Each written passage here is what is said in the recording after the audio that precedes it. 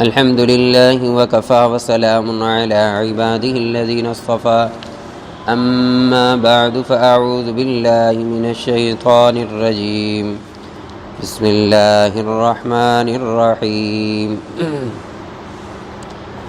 شهر رمضان الذي أنزل فيه القرآن هدى للناس وبينات من الهدى والفرقان صدق الله العظيم.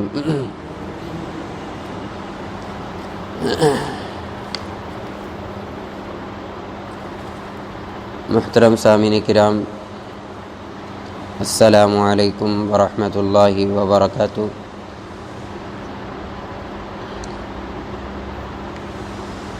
آج رمضان المبارک کی 14 تاریخ یعنی 14واں روزہ ہے۔ نصف رمضان المبارک، آدھا رمضان المبارک تقریباً گزر چکا ہے۔ اللہ رب العزت نے فرمایا تھا کہ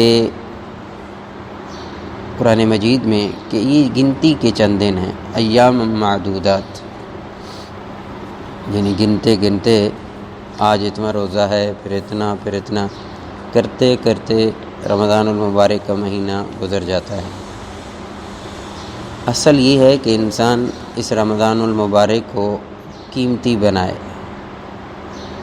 عبادات کے ذریعے سے، خاص طور پر اس کی کئی شکلیں ہیں، ان کو اختیار کرے تو یہ رمضان المبارک اس کے لیے، اس کے گناہوں کے کفارے کے لیے، آخرت میں ذخیرہ کے لیے، نیکیوں کے ذخیرے کے لیے یہ رمضان المبارک اللہ رب العزت بنا سکتے ہیں اس بندے کے لیے۔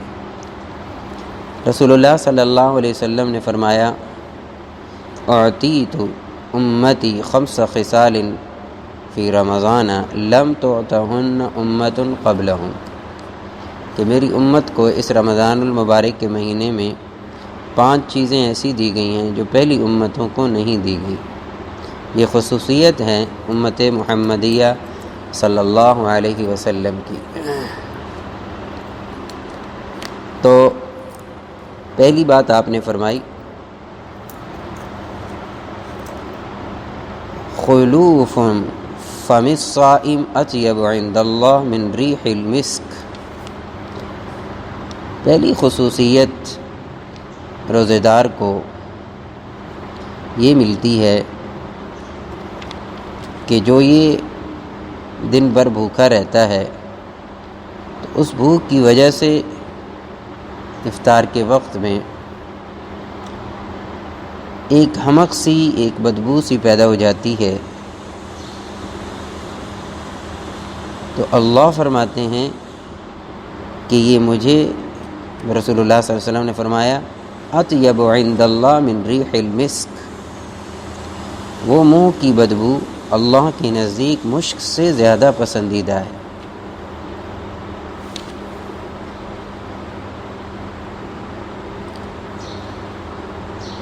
بعض علماء کہتے ہیں کہ معنی یہ ہے، محدثین نے لکھا کہ اللہ رب العزت اس کا جو بدلہ عطا فرمائیں گے وہ خوشبو کی شکل میں عطا فرمائیں گے جو مشک سے زیادہ عمدہ ہوگا۔ اور ایک معنی علماء نے اس حدیث مبارکہ کے اس حصے کا یہ کیا ہے، تو قیامت کے دن، جب قیامت کے دن لوگ اٹھیں گے تو روزے دار کی منہ سے ایسی خوشبو جو مشک سے کئی گنا بہتر ہوگی وہ نکل رہی ہوگی، معلوم ہو جائے گا یہ روزہ دار ہیں۔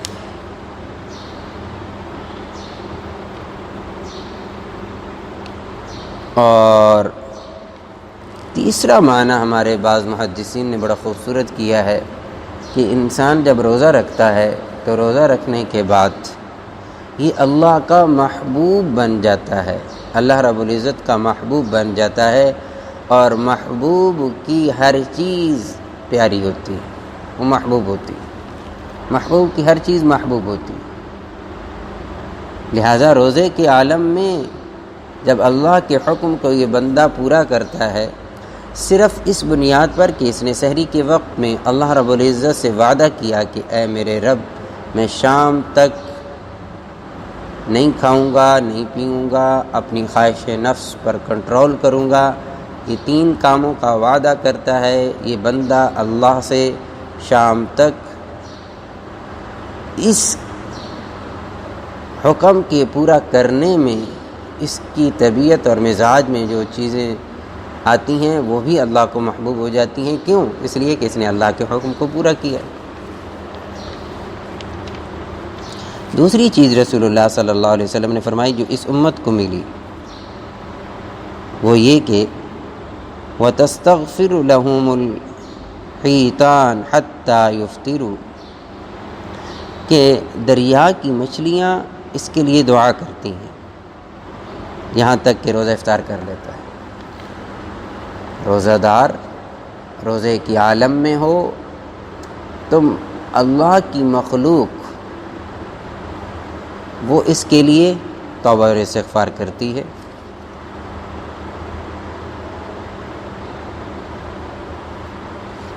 اور ایک روایت میں تو رسول اللہ صلی اللہ علیہ وسلم نے یہاں تک فرمایا کہ روزہ دار، ایک اور روایت میں ہے کہ روزہ دار یعنی روزہ رکھا ہے، صمت الصائم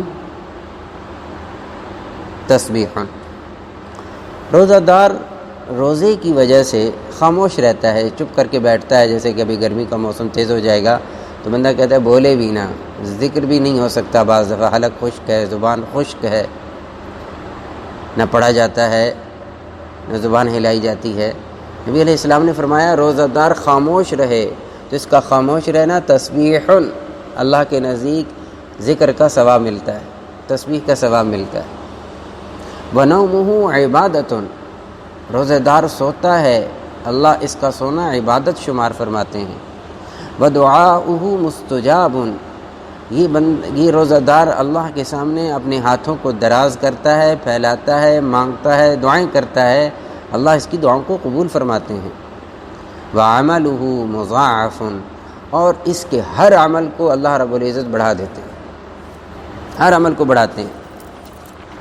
وَعَمَلُهُ مُضَاعَفٌ، دگنا کر دیتے ہیں۔ اور ایک روایت میں فرمایا الصائم فی عبادۃ وان کان نائما علی فراشہ، روزہ رکھنے والا ہر وقت عبادت میں ہی ہوتا ہے اگرچہ وہ اپنے بستر پر سویا ہوا لیٹا ہوا کیوں نہ ہو۔ یہ فضیلت اللہ رب العزت نے رمضان کے روزے کے ساتھ رکھی۔ اور تیسری چیز جو رسول اللہ صلی اللہ علیہ وسلم نے فرمائی کہ جو اس امت کے روزہ داروں کو ملتی ہے وہ ہے وَيُزَيِّنُ اللَّهُ عَزَّ وَجَلَّ كُلَّ يَوْمٍ جَنَّتَهُ، جنت ہر روز اس کے لیے مزین ہوتی ہے، آراستہ ہوتی ہے۔ پھر اللہ رب العزت جنت سے فرماتے ہیں يُوشِكُ عِبَادِيَ الصَّالِحُونَ أَن يُلْقُوا عَنْهُمْ الْمُؤْنَةَ وَيَصِيرُوا إِلَيْكَ، قریب ہے کہ میرے بندے دنیا کی مشقتیں اپنے اوپر سے پھینک کر اے جنت تیری طرف آئیں۔ وَسَارِعُوا إِلَى مَغْفِرَةٍ مِّن رَبِّكُمْ وَجَنَّةٍ، اللہ فرماتے ہیں دوڑو، ریس لگاؤ، بھاگو، جلدی کرو، إِلَى مَغْفِرَةٍ مِّن رَبِّكُمْ، اپنے رب کی مغفرت کی طرف، اس کی رحمت کی طرف اور اس کی جنت کی طرف، دوڑ لگاؤ جنت کی طرف۔ اور چوتھی چیز رسول اللہ صلی اللہ علیہ وسلم نے فرمایا کہ اس رمضان المبارک میں روزہ دار کے لیے سرکش شیاطین قید کر لیے جاتے ہیں کہ انسان بڑے بڑے گناہوں سے بچ جاتا ہے۔ اور پانچویں چیز جو اللہ رب العزت نے بیان فرمائی ہے کہ اس امت کے لیے جو مخصوص فرمائی ہے وہ یہ ہے کہ اللہ رب العزت اس ماہ مبارک کے اندر آخری رات میں روزہ داروں کے لیے عام مغفرت کا اعلان فرماتے ہیں۔ صحابہ کہنے لگے یا رسول اللہ یہ جو آخری رات ہے جس میں مغفرت ہوتی ہے سب کی، کیا یہ شب قدر ہے؟ یہ شب قدر کی رات ہے؟ تو آپ صلی اللہ علیہ لیلۃ القدر، فقال رسول اللہ صلی اللہ علیہ وسلم لا ولکن العامل انما یوفی اجرہ اذا قضى عملہ، جب کوئی مزدور اپنی مزدوری پوری کرتا ہے تو اجرت اس وقت ملتی ہے۔ وہ شب قدر کی فضیلتیں الگ ہیں اور یہ الگ ہے، یعنی رمضان کی آخری رات آئے گی، اللہ سب کی بخشش کر دیں گے روزہ داروں کی۔ اگرچہ اب بھی موسم اس قسم کا ہے کہ بظاہر یہ لگ رہا ہے کہ آگے ظاہر ہے کہ جتنے روزے ہیں وہ سخت گرمی میں ہیں، گرمی بڑھ رہی ہے۔ اب یہ ہے کہ گرمی کا بڑھنا یہ اثر انداز ہوتا ہے روزے پر، کہ انسان کے لیے مشقت آتی ہے، لیکن اللہ کی طرف سے آنے والے انعامات، اللہ کی طرف سے آنے والے انعامات کو یہ انسان سوچے تو اسے یہ بات اچھی طرح معلوم ہو جائے گی کہ یہ کتنا بڑا فائدہ حاصل کر رہا ہے کہ یہ انسان اللہ رب العزت کے اس حکم کو پورا کر رہا ہے جس حکم کا تعلق صرف بندے اور اللہ کے درمیان ہے۔ آپ نے کیا فرمایا؟ رسول اللہ صلی اللہ علیہ وسلم نے فرمایا، اللہ رب العزت فرماتے ہیں یہ روزہ میرے لیے ہے اور میں ہی اس کا بدلہ دوں گا۔ لیکن اس کے ساتھ ساتھ ایک چیز جو ہم سب کے ذہنوں میں رہنی چاہیے وہ یہ ہے کہ جہاں رسول اللہ صلی اللہ علیہ وسلم نے یہ بات ارشاد فرمائی کہ روزہ دار کے لیے یہ انعام ہے، یہ سحری کھاتا ہے یہ ملتا ہے، یہ افطاری کھاتا ہے کرتا ہے یہ ملتا ہے، یہ سوتا ہے عبادت شمار ہوتی ہے، یہ خاموش رہتا ہے تسبیح شمار ہوتی ہے، اس کے عمل کو بڑھا دیا جاتا ہے، یہ نفل ادا کرتا ہے فرض کا ثواب ملتا ہے، یہ فرض ادا کرتا ہے 70 فرضوں کا ثواب ملتا ہے، ہر وقت نیکی، ہر وقت نیکیوں کا سٹاک، ہر وقت نیکیاں ہی نیکیاں نیکیاں ہی نیکیاں۔ لیکن رسول اللہ صلی اللہ علیہ وسلم نے ہمیں خبردار بھی کیا ہے کہ جہاں ہم لوگ روزے کے عالم میں اپنی نیکیوں کو بڑھائیں وہاں اپنی نیکیوں کو محفوظ بھی کریں، وہاں اپنی نیکیوں کو محفوظ بھی کریں۔ ابھی گرمی کا موسم ہے، کوئی آدمی ایسا نہیں ہے کہ گاڑی چھوٹی سی گاڑی ہے اس گاڑی کے اندر بیٹھ کر گاڑی کا اے سی چلا دے اور اس کے دروازے کھول دے، کوئی ایسا نہیں کرتا، حتیٰ کہ اس کے شیشے مکمل تو کیا ہلکا سا بھی کھلا ہو تو اے سی کولنگ چھوڑ دیتا ہے۔ کیوں؟ دروازے کی ایک ہلکی سی وہ کھل گئی ہے جس سے باہر سے گرم ہوا آنا شروع ہو گئی۔ آج ہم نیکیاں تو کرتے ہیں، ہم اللہ کے احکامات کو پورا کرتے ہوئے نیکیاں تو کرتے ہیں، لیکن گناہوں کی کھڑکیاں، میں تو کہتا ہوں دروازے کھلے ہوتے ہیں، کھڑکیاں تو کھڑکیاں، گناہوں کے دروازے بھی کھلے ہوتے ہیں۔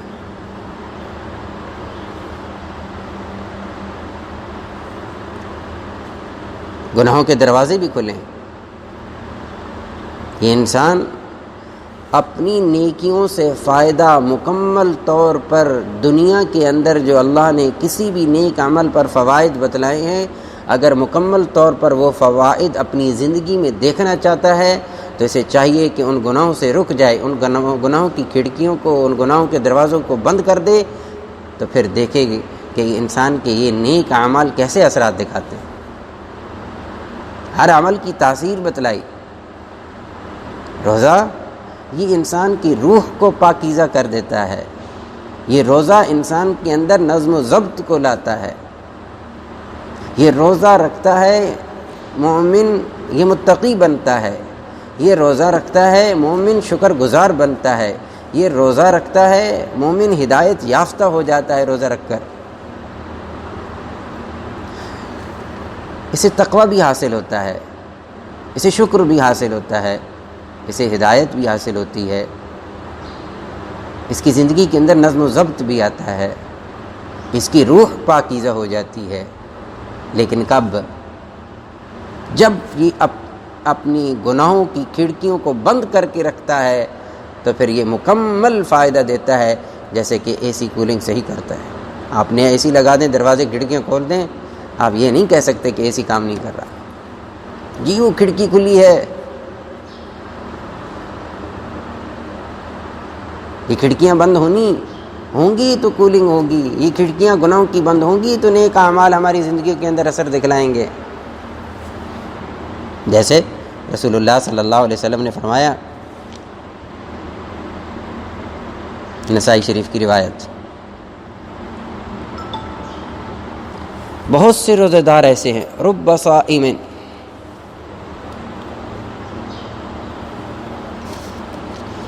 صائم لیس له من صیامه الا الجوع ورب قائم لیس له من قیامه الا السحر۔ کتنے روزے دار ایسے ہیں کہ ان کو سوائے بھوک کے کچھ نہیں حاصل، یعنی روح جو روزے کی اصل روح تھی، آپ نے فرمایا یہ روزہ میرے لیے ہے اور میں ہی اسے کا بدلہ دوں گا، وہ کہاں، بھوکا رہا، بس اللہ کا ایک حکم پورا کیا، ہاں ایسے قضا نہیں کرنا پڑے گا۔ اس پر جو فوائد ہیں جو میں نے پہلے گنے ہیں ابھی چند ایک، کہ روزے دار کو کتنے انعامات ملتے ہیں، ان انعامات سے محروم ہو جاتا ہے، اور کتنے ہی ایسے ہیں جو شب بیداری کرتے ہیں، رات کو کھڑے ہوتے ہیں، قیام کرتے ہیں، سوائے جاگنے کے مشقت کے انہیں کچھ حاصل نہیں ہوتا۔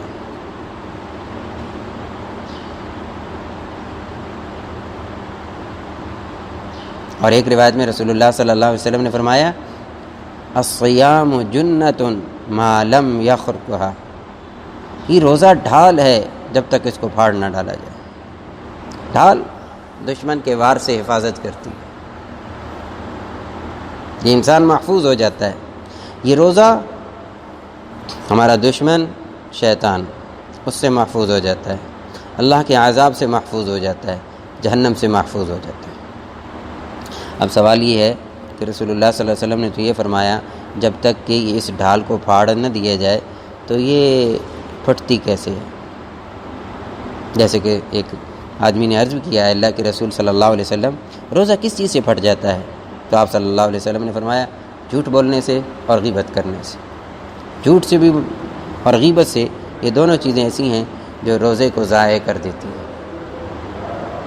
اس لیے ہمارے علماء نے لکھا ہے کہ انسان روزے کی حالت میں کوشش اس بات کی کرے کہ سب سے پہلے اپنی نگاہ کی حفاظت کرے، اپنی آنکھوں کی حفاظت کرے۔ جیسے آج کل لاک ڈاؤن چل رہا ہے تو اس میں بھرپور کوشش ہو، ضرورت کے وقت باہر نکلا جائے، گھر میں ہی رہا کرے۔ اور اس سے بڑھ کر جو ہمارے پاس اب گھروں کے اندر ایسے آلات موجود ہیں، ان سے بھی بھرپور کوشش کی جائے کہ ایسی چیزوں کو دیکھنے سے بچا جائے جن کے دیکھنے کا اللہ اور اس کے رسول صلی اللہ علیہ وسلم نے ہمیں روکا ہے۔ ان چیزوں کو ہرگز نہ دیکھا جائے۔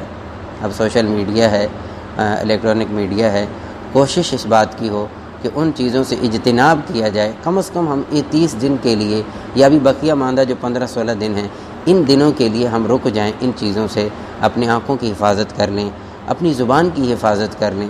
ہم کسی کے بارے میں کوئی ایسا جملہ نہ کہیں جو غیبت کے زمرے میں آتا ہو، اس سے بچا جائے، اپنے آپ کو بچایا جائے۔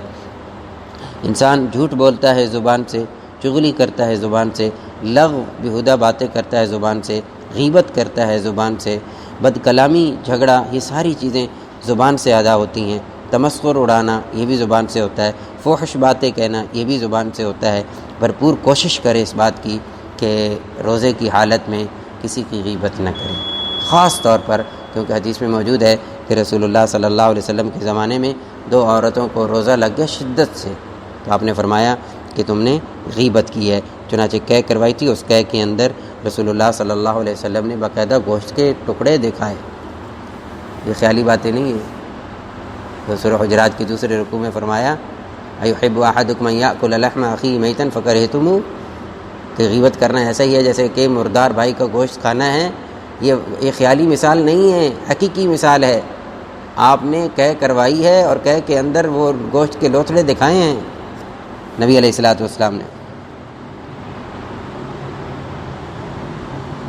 تیسری چیز، آنکھ کی حفاظت، زبان کی حفاظت، اپنے کانوں کو پاکیزہ رکھنا چاہیے، کانوں کی حفاظت کرنی چاہیے۔